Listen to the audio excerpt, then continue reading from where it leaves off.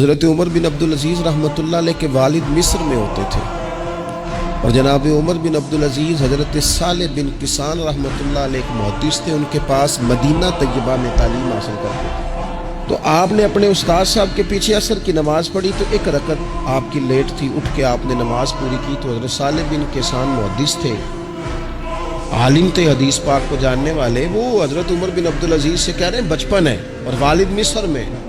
انہوں نے پوچھا بیٹا کہاں تھے نماز میں؟ ایک رکعت میں نے دیکھا کہ آپ نے دیر سے نماز پڑھی ہے۔ تو عرض کرنے لگے میں حضور کنگھی کر رہا تھا۔ بعض بچے آئینے کے سامنے کھڑے رہتے ہیں، پھر بڑی بڑی دیر ہی کھڑے رہتے ہیں۔ کنگھی کر رہا تھا تو ذرا دیر ہو گئی۔ حضرت صالح بن کسان رحمۃ اللہ علیہ نے ان کے والد کو مصر میں خط لکھا، فرمانے لگے جوانی بھی ہے، موقع بھی ہے، فرصت بھی ہے، اور ابھی بھی آپ کا بیٹا جماعت سے نماز نہیں پڑھتا۔ مصر میں خط گیا۔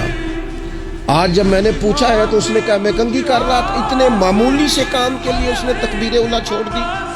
اب وہاں مصر میں بیٹھے والد نے یہ نہیں کہا کہ مولوی صاحب آہستہ آہستہ ٹھیک ہو جائے گا، آپ کو کیا ہو گیا ہے، کوئی بات ہے کرنے والی؟ انہوں نے وہاں سے گھوڑے پہ بندہ دوڑایا، بندہ مدینہ طیبہ آیا۔ اس نے کہا جاتے ہی عمر بن عبدالعزیز کو لے جانا حجام کے پاس اور اس کے سارے بال اتروا دینا، اور اسے کہنا پتر جن بالوں کی وجہ سے نماز رہ جائے ان بالوں کو سر پہ نہیں رہنا چاہیے، تیری جماعت کی رکعت رہ گئی پتر، اتنا بڑا کام، اللہ کے حضور حاضری کا موقع تھا۔ پھر اس کا ریزلٹ کیا نکلا؟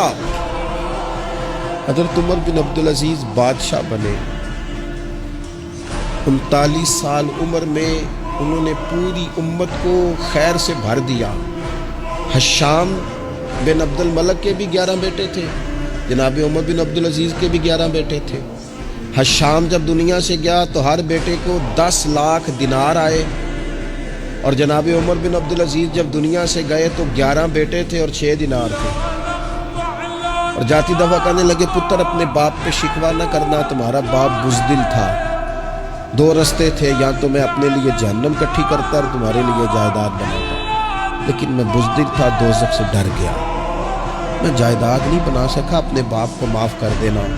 تو بچے کہنے لگے ابا جی ہم جس گلی سے گزرتے ہیں لوگ اٹھ کے کھڑے ہو جاتے ہیں کہ نیک باپ کی اولاد جا رہی ہے، اچھے باپ کے بچے جا رہے ہیں، ہمیں کوئی ضرورت نہیں جائیدادوں کی۔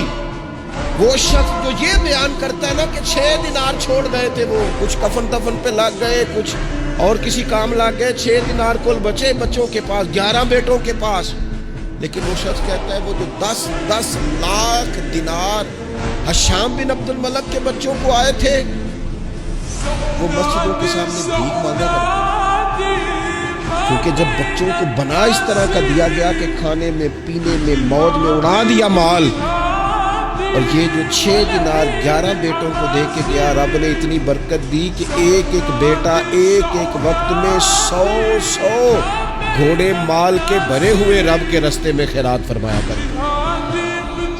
اصل دولت اولاد ہے، اصل دولت اس کا اخلاق ہے، اصل دولت اولاد کی اخلاقی تربیت ہے۔